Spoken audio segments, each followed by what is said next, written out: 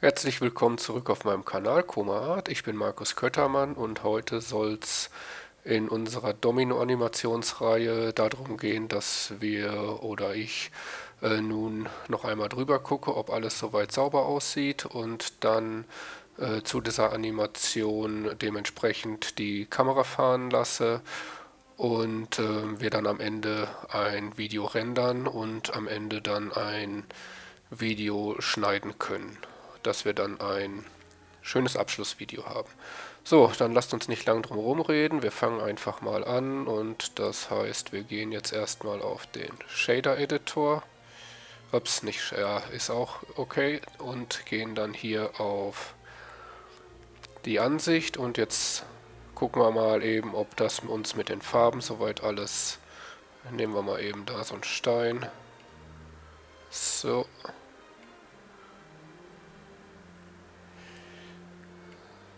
So, das heißt, das hat alles Farbe, das hat noch Farbe. Hier geht es rum.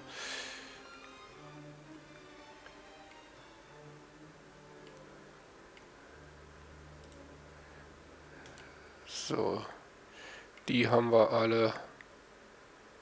Und die haben gerade noch kein Material.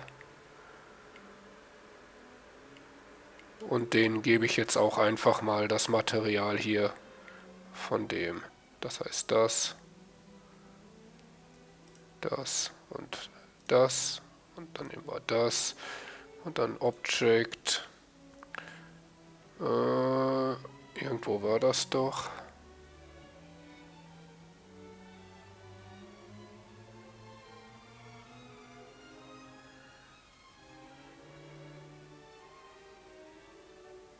Genau, Link Material. So, hat das dasselbe Material. Machen wir relativ einfach, ne? Und dasselbe machen wir dann hier hinten auch nochmal.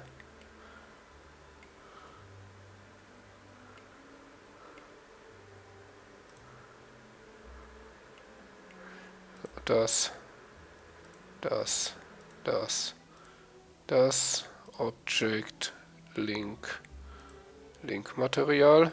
Haben wir das Material auch. Gut, und dann haben wir hier auch das hat, das hat, das hat. Und dann würde ich sagen, haben wir das Ganze komplett. Dann gehen wir jetzt mal auf die Timeline. Erster Frame, alles steht. Und dann gehen wir mal, drehen. So, jetzt versuchen wir hier mal eben so schön mittig vorzukommen.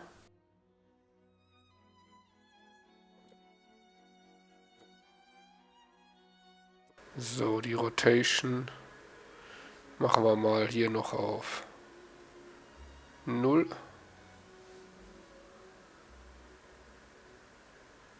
Ah, okay. Z90. Machen wir doch nochmal wieder 30. Nein, fuck. Minus 30. So. Wir wollen doch das Ganze für die Kamera haben. So. Machen wir Y mal eben 0.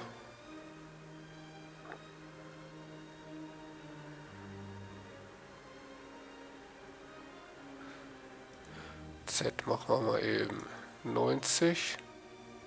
So.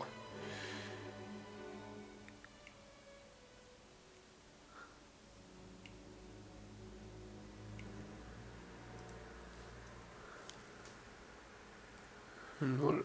So,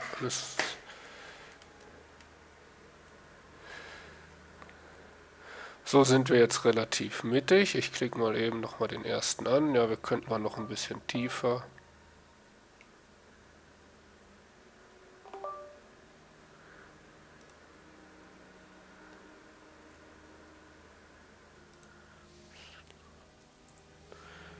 Null.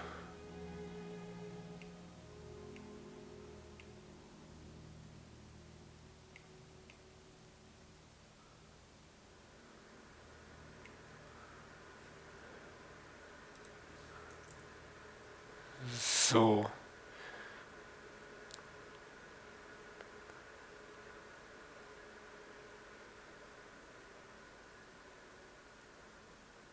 Machen wir den mal auf 85. So. Genau, damit haben wir das einigermaßen schön. Und jetzt sagen wir, machen wir für die Kamera ein Keyframe für Location und Rotation. Dann lassen wir das Ganze mal laufen. Oder wir gucken mal, wo wir dann nachher ungefähr sind. So, und jetzt gehen wir hier mal mit X durch.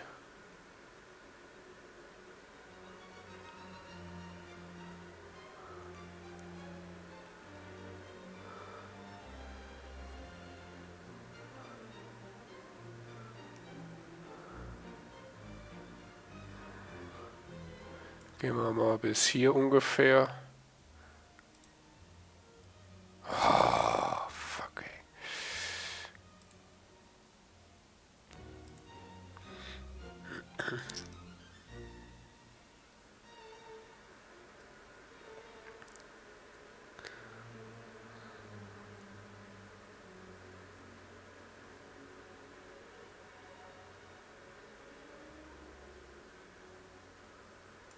So, machen wir dann jetzt auch erstmal ein Keyframe. Und dann gehen wir noch mal ein bisschen zurück.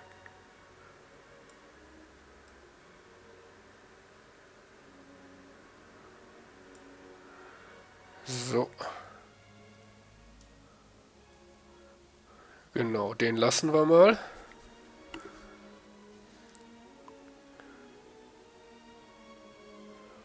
Und dann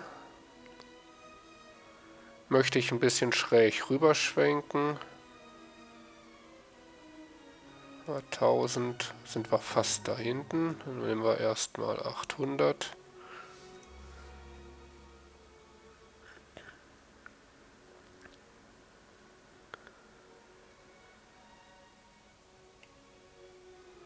Gehen wir mal rüber. Tun wir mal drehen.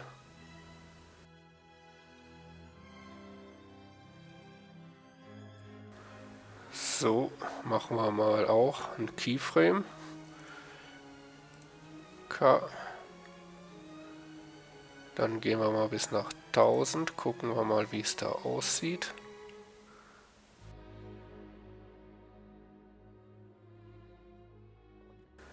Machen wir auch mal einen Keyframe.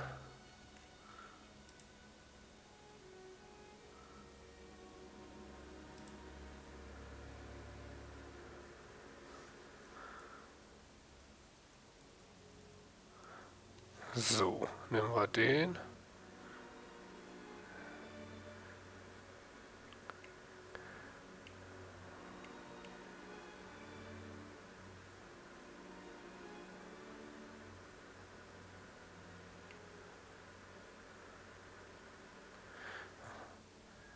Machen einen Keyframe. Gehen ein paar Frames noch weiter.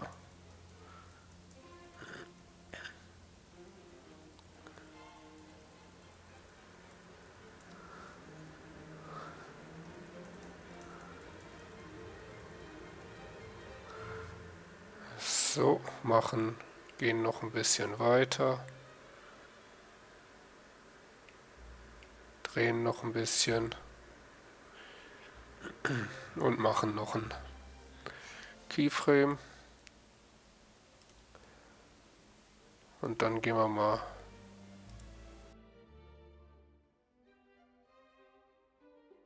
einen K, Rotation und Location. Und dann gehen wir noch ein paar Keyframes weiter. So. Machen mit K nochmal wieder ein Keyframe. Location und Rotation. Dann gehen wir mal weiter.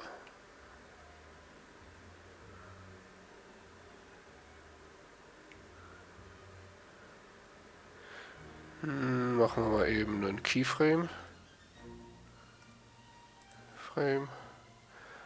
Und gehen aber noch ein bisschen wieder zurück.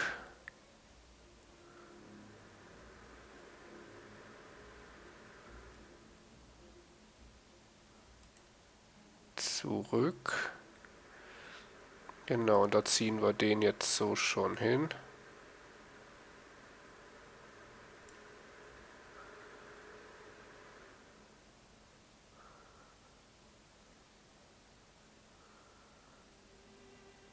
Und wir rotieren dabei ein bisschen.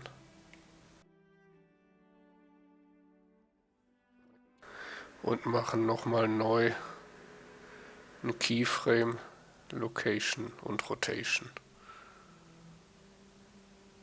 So, jetzt scrollen wir mal eben rein, nicht dass da zwei sind. Genau, weil den wollen wir dann nämlich nicht. Und den entfernen wir. So. Das heißt,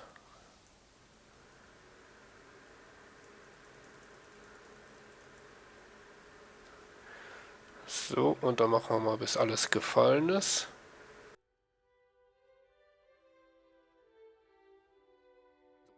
So, dann gucken wir mal. Fahren wir erstmal so noch mit drüber.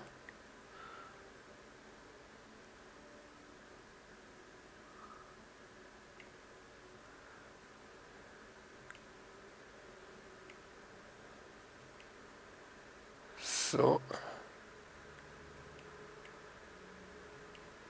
Bis nach hier.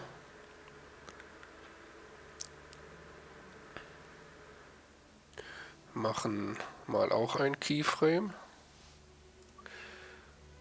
Und dann schauen wir mal, wie es aussieht. Ich mache das erstmal hier drauf wieder, damit es dann nicht so schwierig ist. Ja, sieht ja eigentlich schon mal gar nicht so schlecht aus.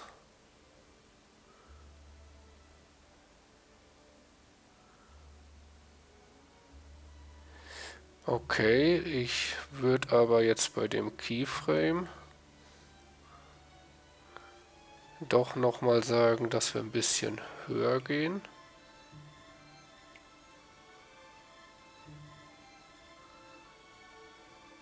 Noch einmal ranzoomen, noch ein bisschen höher. Und dann machen wir noch einmal K, Location und Rotation. Das heißt, den alten nehmen wir weg, entfernen, den neuen lassen wir. Dann lassen wir das nochmal durchlaufen, wie es aussieht.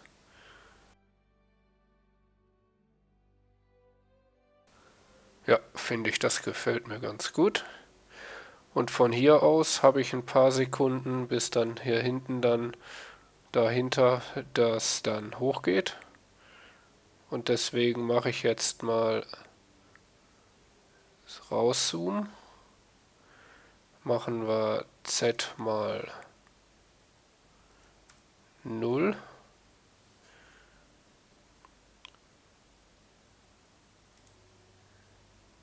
X, Y machen wir 0. 0 und Y machen wir jetzt mal 90. Nein. 0.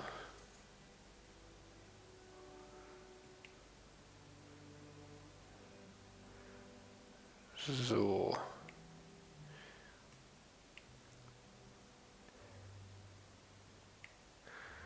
Und dafür machen wir jetzt, tun wir noch.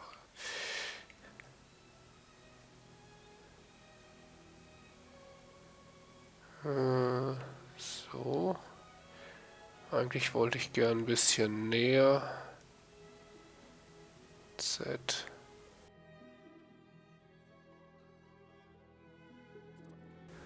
So, lassen wir das mal. Machen auch mal einen Keyframe.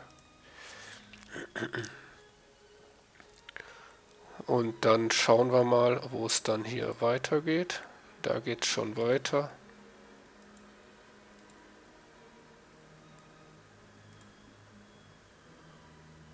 Dann ziehen wir den hier mal bis 280 ungefähr.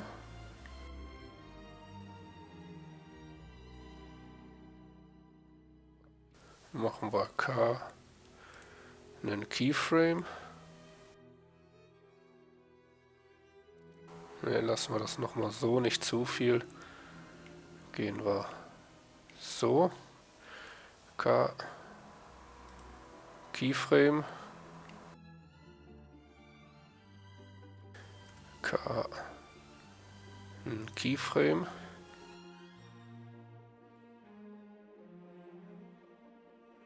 K ein Keyframe. K einen Keyframe.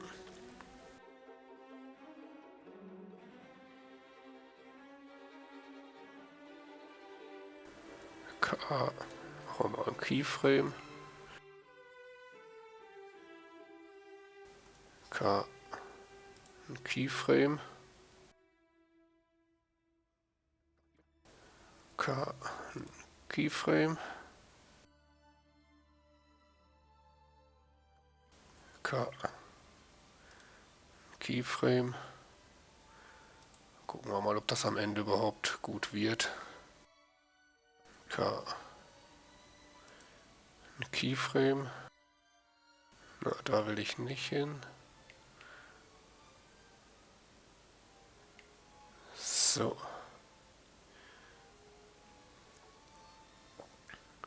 K ein Keyframe. Jetzt müssen wir mal eben bei der Kamera. Ich mache mal 250. Genau, so ist schöner. K Keyframe. Keyframe. Jetzt gehen wir mal ein Stück weiter. Keyframe. K Keyframe. Da machen wir mal noch ein Keyframe da.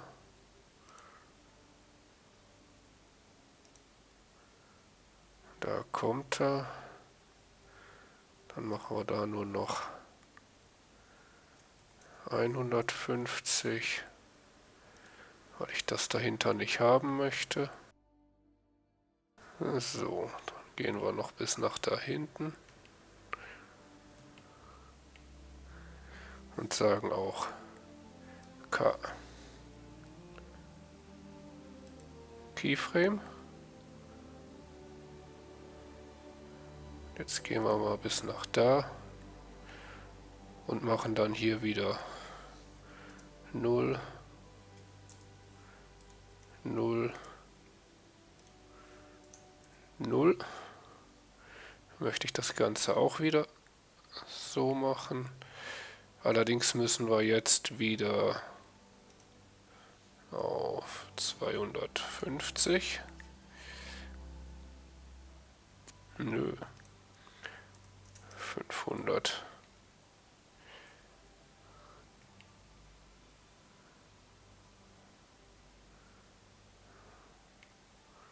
So.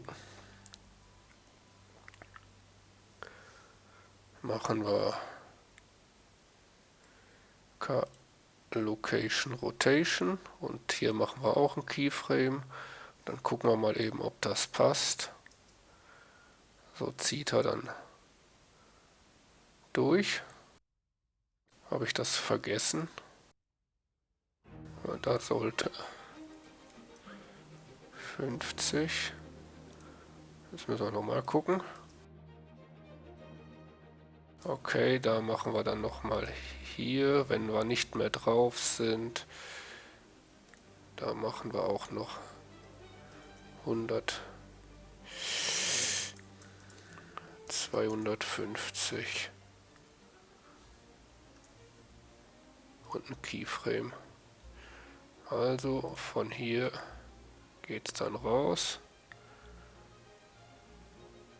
So. Und wir haben das nicht mit drauf, aber das... So sieht das doch ganz gut aus. So, dann gucken wir mal weiter.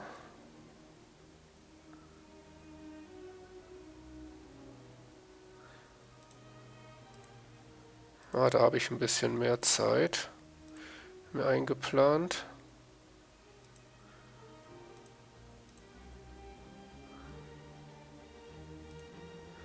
Dann machen wir das jetzt hier mal so etwas gemütlicher. Ne, Moment, diesmal möchte ich nach da gehen.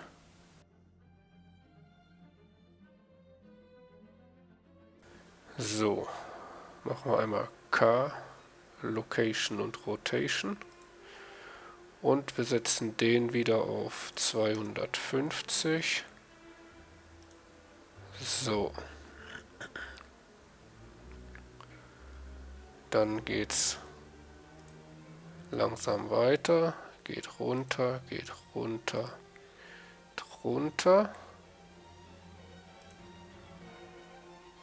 Runter.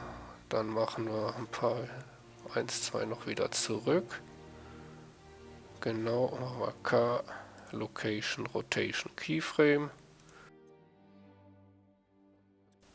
Ja, ein bisschen noch wieder zurück. So. K, Location, Rotation. K, Location, Rotation. K, Location, Rotation.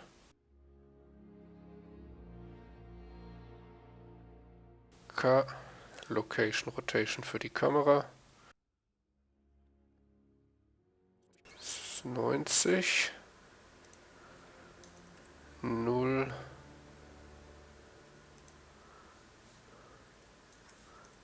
90. K, Location, Rotation.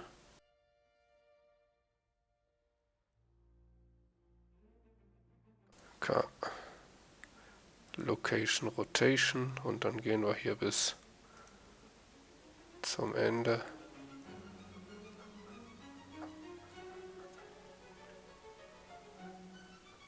So, und dann machen wir auch noch einmal ein Keyframe. Und dann gucken wir uns das Ganze jetzt einmal an. So.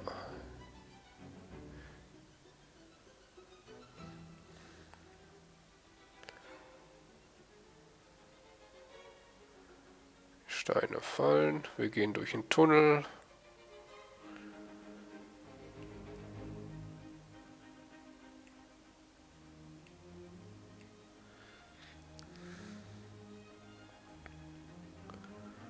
Ah, da werde ich dann irgendwo mittig dann nachher reinschneiden, wenn ich die Videos zusammenpacke. Schon verdammt lang der Tunnel dann am Anfang.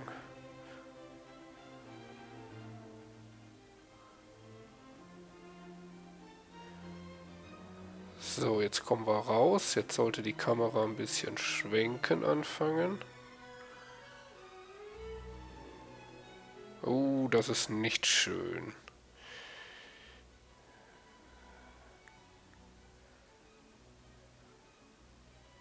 Das finde ich nicht schön. Das heißt, wir sind dann ungefähr hier. Da möchte ich der Kamera eine etwas größere Rotation schon um X geben.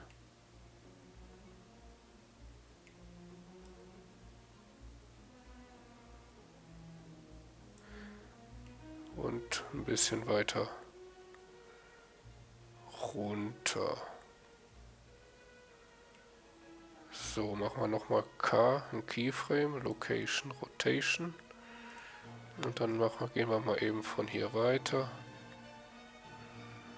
So, geht runter.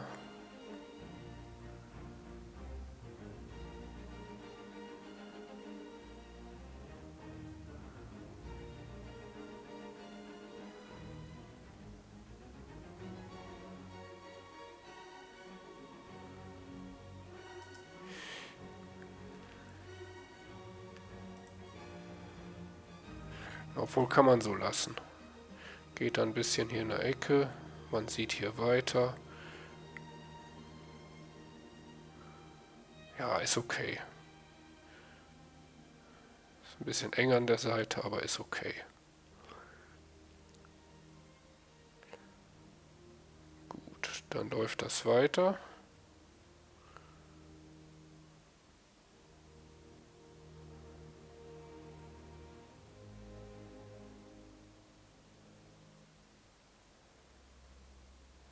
Düpp, düpp.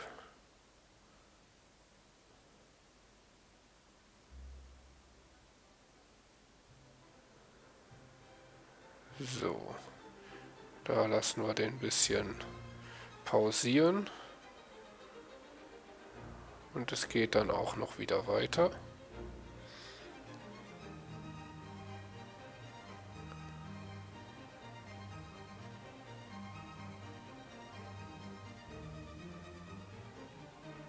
Dabei wird minimal rangezoomt. Ja, über die Zeit. Zum Schluss wirkt es immer schneller größer.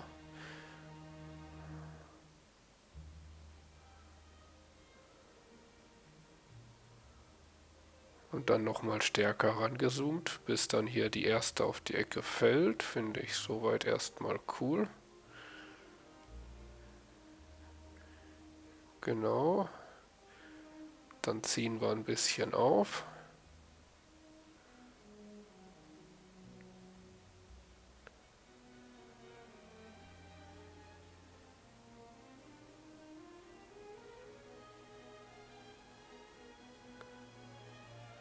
So, da hinten sieht man den Anschlag jetzt.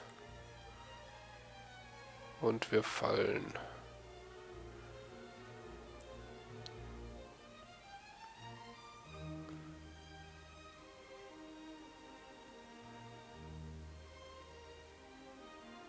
Ja, da hätte ich vielleicht ein bisschen mehr nach rechts, aber das gefällt mir eigentlich ganz gut.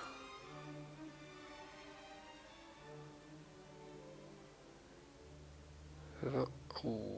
Das ist schon verdammt schnell.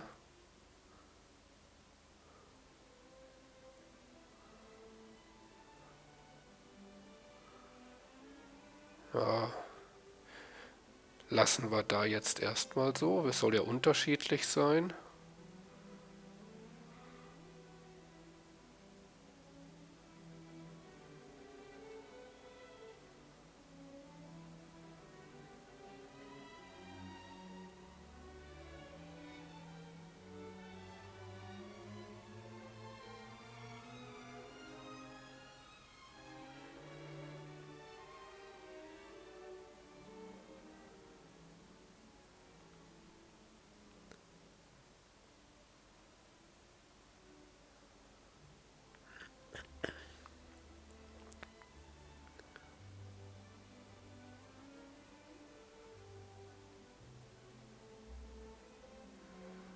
So.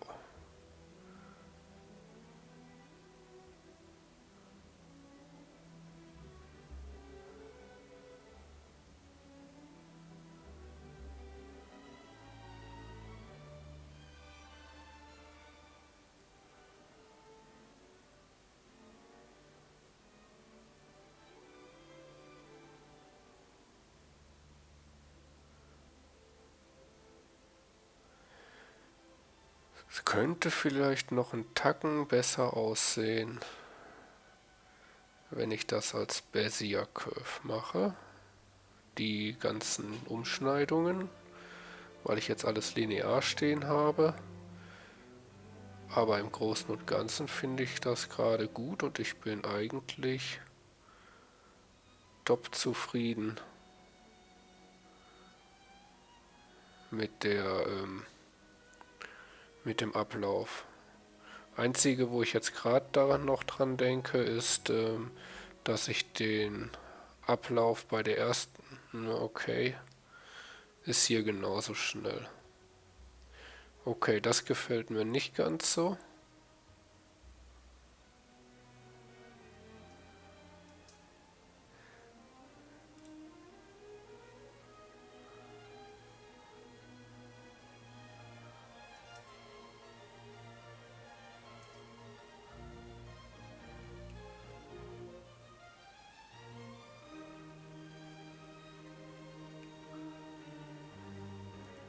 K, Location, Rotation. Gehen wir nochmal zurück. Geht nach oben. Da hätte ich vielleicht ein bisschen Verweildauer einbauen sollen.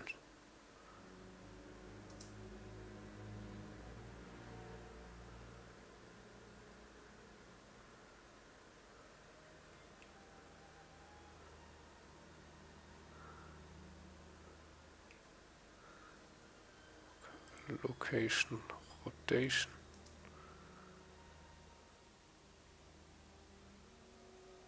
Ja, so gefällt mir das etwas besser. Dann geht die Stange runter. Und die nächsten fallen.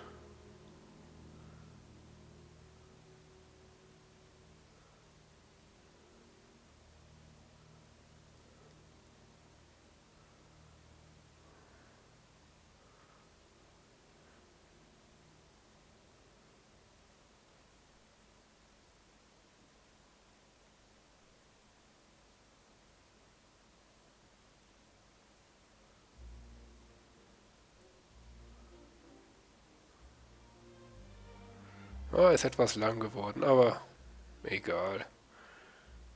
Der Weg ist das Ziel. Und End vom Lied ist, am Ende geht es auch noch schneller, weil er jetzt zu viel berechnen muss im Hintergrund.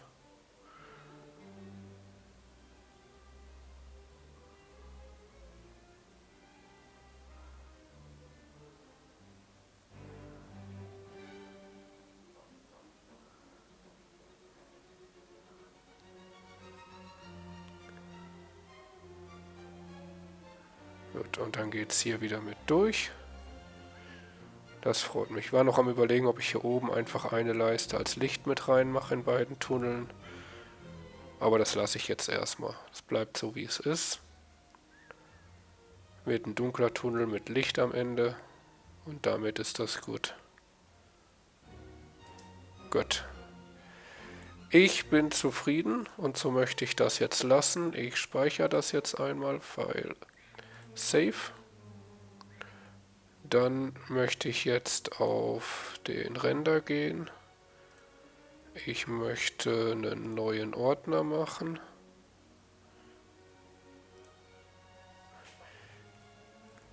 Video 08 nenne ich den. Verkehrte Taste gedrückt. Video 08. So. 60 Frames, 4K, alle 5000 Stück. Ordner ist, ich möchte das als PNG. Das passt soweit. Und dann sage ich jetzt, dass er rendern soll. Ich speichere noch einmal. Save. Und dann rendern und dann sehen wir uns wieder, wenn er fertig ist. Das wird wahrscheinlich 1-2 Tage dauern. Und dann würde ich sagen, bis später. Tschö.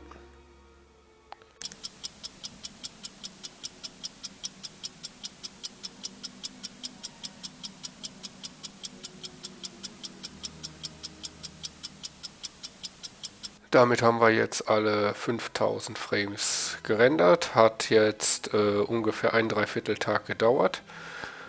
Und damit schließen wir das jetzt. Und wir können jetzt noch einmal speichern. Save.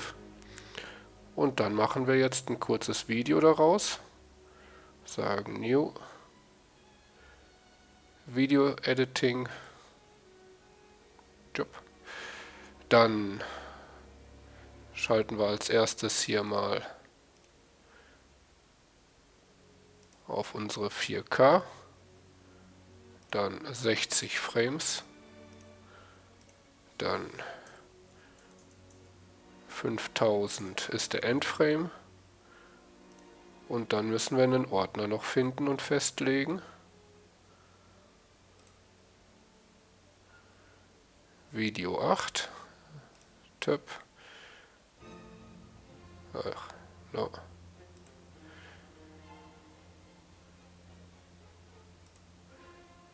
Video 8. Ah, so. Capped. Damit haben wir das. Dann mache ich hier wie immer meinen Timecode raus und dann mit Shift A, Image Sequence, holen wir uns aus dem Ordner unsere 5000 Bilder. Add Image Sequence und damit haben wir unsere Image Sequence. So. Alle 5000 Stück. So, dann können wir noch einmal Play drücken. So. Und wir werden ungefähr hier dann so für das andere Video mit einsetzen. So.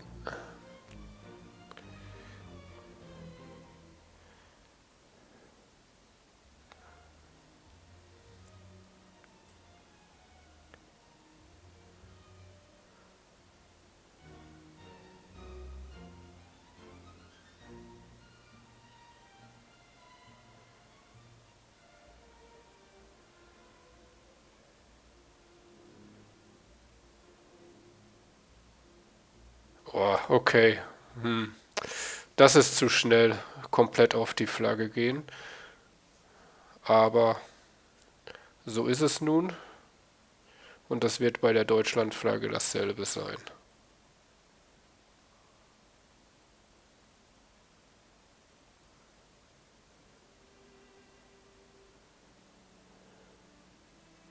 Ja, genauso zu schnell. Das finde ich jetzt von der Geschwindigkeit wieder cool.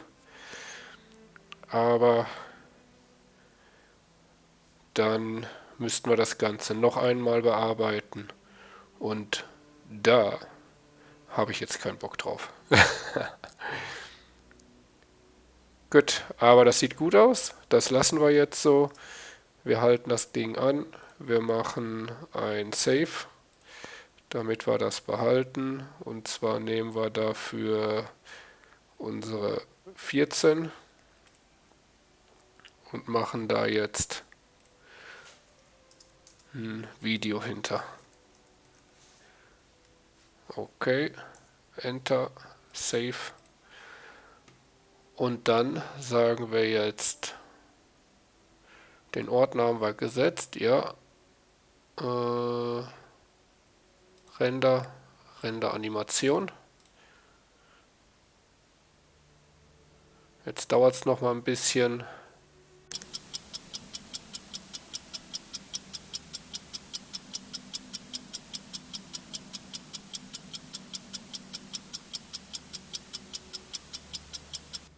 So, das war's dann für heute.